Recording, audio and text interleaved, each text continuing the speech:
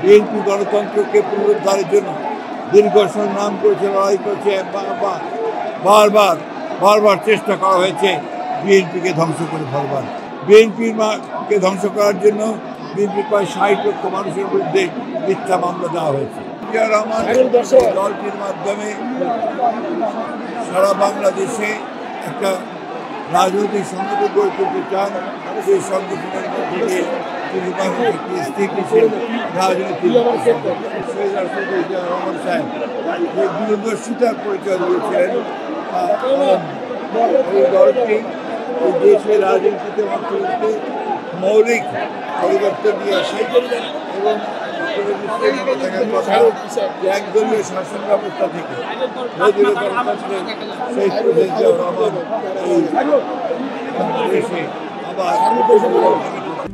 RICL TMX যুগের পর যুগ স্থাপনা থাকে মজবুত।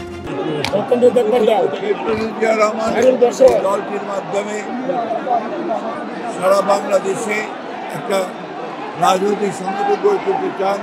সেই সংগঠনের মধ্যে দিয়ে তিনি বাংলাদেশকে স্থিতিশীল রাজনীতির বাংলাদেশ জাতীয়তাবাদী দলের রাজনীতির মূল যে আদর্শ, মূল যে লক্ষ্য, সেই আদর্শশীল দর্শনটি ছিল বাংলাদেশি জাতীয়তাবাদ, যা বাংলাদেশের রাজনীতিতে আমূল পরিবর্তন হয়েছে।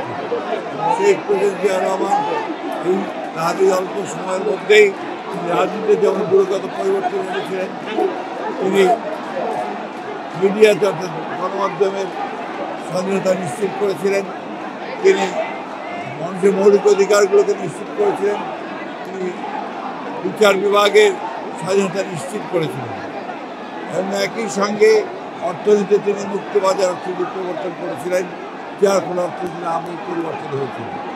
এই শেখ প্রেসিডেন্ট জিয়া রহমান এই বিএনপির মাধ্যমে তিনি দেশে আমাদের যে গার্মেন্টস ফ্যাক্টরি অর্থাৎ আপনার পোশাক শিল্প, সেই পোশাক শিল্পের সূচনা করেছিলেন, বিদেশে শ্রমরপ্তানির কাজগুলো শুরু করেছিলেন এবং দেশে একটা আমূল পরিবর্তন নিয়েছেন। পরবর্তীকালে বিএনপির প্রধান তিনি সংসদীয় গণতন্ত্রের প্রবর্তন করেছিলেন এবং যে কেয়ারটেকার গভর্নমেন্টের যে বিধান, সেই বিধানও এই বিএনপি ইন্ট্রোডিউস করেছে। বিএনপি গণতন্ত্রকে পুনরুদ্ধারের জন্য দীর্ঘ সংগ্রাম করেছে, লড়াই করেছে, বারবার চেষ্টা করা হয়েছে বিএনপিকে ধ্বংস করে ফেলবার।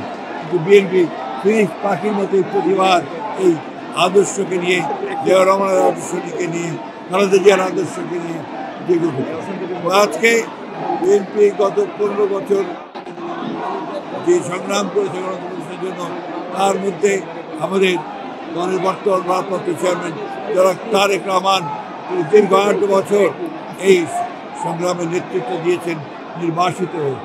বিএনপিকে ধ্বংস করার জন্য বিএনপির প্রায় 60 লক্ষ মানুষের বিরুদ্ধে মিথ্যা মামলা দেওয়া হয়েছে। বিএনপির প্রায় 20,000 মানুষকে হত্যা করা হয়েছে, 1700 নেতাকর্মীকে গুম করা হয়েছে, খুন করা হয়েছে এবং একটা অবিশ্বাস্য রকমের একটা ফ্যাসিজম এখানে প্রতিষ্ঠা করা হয়েছিল। মূল লক্ষ্যই ছিল বিএনপিকে নিষ্পন্ন করা। আল্লাহর অশেষ রহমতে জনগণের আন্দোলনের মধ্যে দিয়ে, ছাত্রদের আন্দোলনের মধ্যে দিয়ে আমরা সেই ভয়াবহ হাসিনা থেকে মুক্ত করতে পেরেছি, ফ্যাসিবাদ থেকে মুক্ত হতে পেরেছি। চ্যালেঞ্জ আমাদের সামনে রয়েছে, সেই চ্যালেঞ্জ হচ্ছে আগামী ফেব্রুয়ারি মাসে, 26শে ফেব্রুয়ারি মাসে যে নির্বাচন অনুষ্ঠানের কথা আছে, সেই নির্বাচন অনুষ্ঠান সুষ্ঠুভাবে করার সর্বোচ্চ সহযোগিতা করা, সাহায্য করা। যে সংস্কার প্রস্তাবগুলো নিয়ে এসেছিল, সংস্কার যে আপনার কমিটিগুলো, কমিশনগুলো, সেই সংস্কারগুলো বিএনপি সর্বাত্মক সহযোগিতা করেছে এবং বিএনপির 31 দফা কর্মসূচি প্রবর্তনের মধ্যে দিয়ে বাংলাদেশের রাজনীতিতে সম্পূর্ণ আমূল একটি পরিবর্তন আনার ব্যবস্থা করেছে।